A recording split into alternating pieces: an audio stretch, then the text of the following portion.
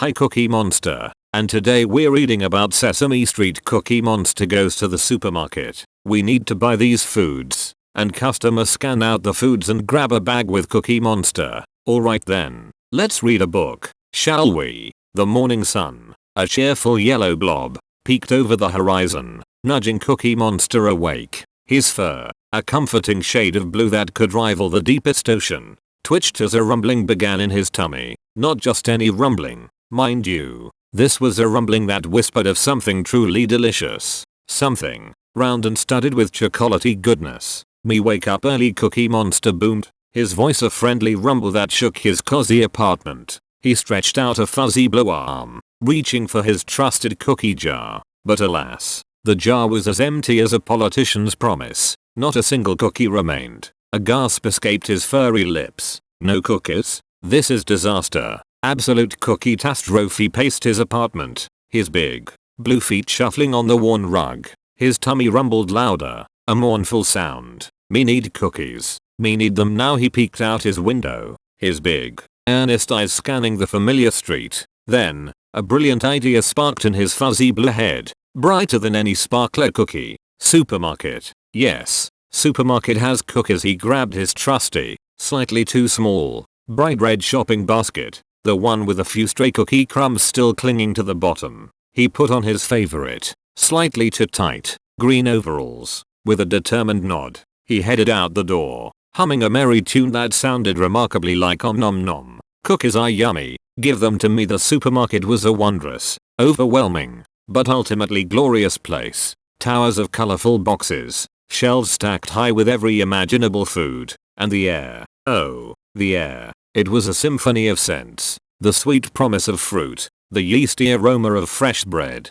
and somewhere, faint but undeniable, the divine fragrance of cookies. Cookie Monster's eyes widened, his pupils dilating with excitement. He clutched his red basket tighter. So many good things, he marveled, his voice a hushed whisper as he entered the automatic doors. They switched open, welcoming him into a world of edible wonders. His first stop was the produce aisle. While his heart yearned for cookies, his brain, as much as it was a cookie-centric organ, knew that a balanced diet was important. He saw bright red apples, round and shiny. Ooh, apple, good for Monster health. He gently placed a few in his basket. Then, he spotted a bunch of fuzzy bananas, and banana too. Maybe me can make banana cookies later. He added those, too. Next, he found himself in the dairy aisle. A giant refrigerator hummed, filled with milk, yogurt, and cheese. Cookie Monster's gaze, however, was fixed on something else. A big,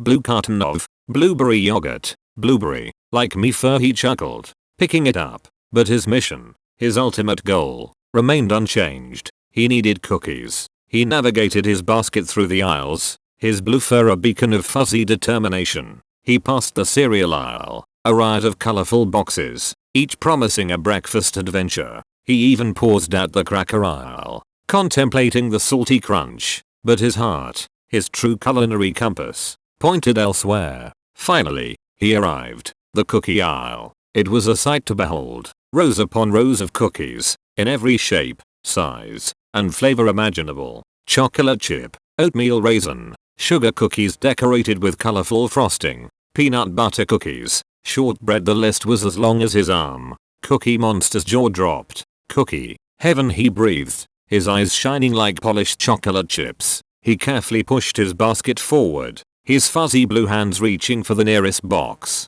He picked up a box of classic chocolate chip cookies. He turned it over, reading the ingredients with his big, round eyes. Chocolate chips, yes. Sugar, yes. Flour, yes. Perfect. He gently placed the box in his basket. Then, his gaze fell upon a package of rainbow sprinkle cookies. Ooh, sprinkles. Pretty. He added those to his collection. A box of peanut butter cookies caught his eye. Peanut butter. Me love peanut butter. In went the peanut butter cookies. He was so engrossed in his cookie selection that he didn't notice a small child, no older than 4, toddling over with a determined look on his face. The child pointed a tiny finger at Cookie Monster's basket, overflowing with cookie boxes. Cookie, the child exclaimed, his voice a happy squeak. Cookie Monster looked down, startled. He'd forgotten about the other monsters in the supermarket. Oh, hello there, little monster, he said, his voice soft and friendly. You like cookies? To the child nodded vigorously,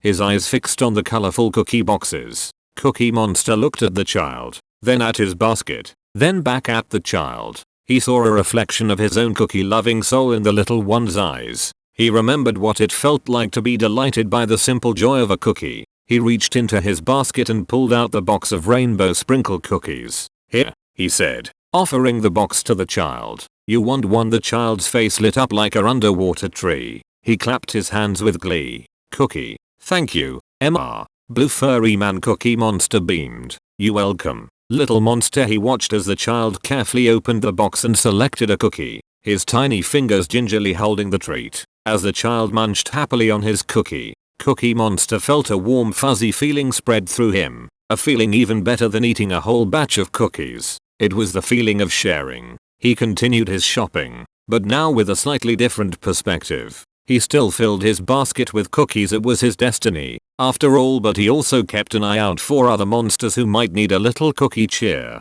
He saw an elderly monster struggling to reach a box of oatmeal cookies on a high shelf. Me help, Cookie Monster boomed, reaching up with his long, blue arm and retrieving the box. Oh, thank you, dear boy, the elderly monster said, her voice a gentle croak. These are my favorites. No problem, Cookie Monster replied, a happy wiggle in his furry tail. He found a little monster looking forlornly at the empty spot where her favorite chocolate chip cookies usually resided. Cookie Monster, with his keen eye for cookie placement, spotted a fresh shipment being put out. Look, he exclaimed, pointing. Your cookies. The little monster's face brightened instantly. Yay. Thank you. With his basket now brimming with an impressive collection of cookies, and his yogurt and bananas, Cookie Monster made his way to the checkout. The cashier, a kind-looking monster with spectacles perched on her nose, scanned his items. That's quite a haul of cookies, sir, she said with a smile. Me a cookie expert, Cookie Monster declared proudly. And me also share, he winked.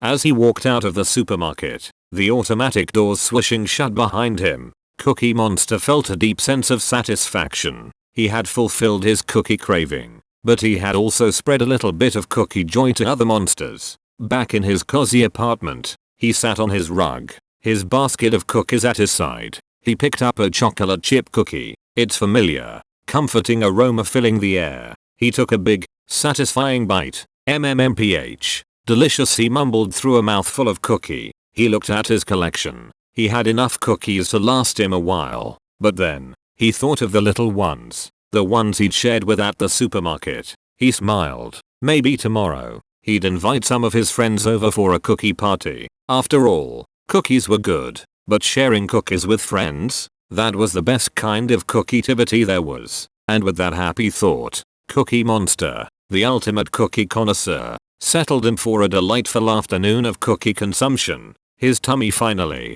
blissfully, content. And that's all for reading a book about Sesame Street. Cookie Monster goes to the supermarket. Stay tuned for Family Double Dare on Nickelodeon. I hope you enjoy. Cowabunga rollin' out. When you buy two, the drippy nose probably make Elise look adorable and vulnerable.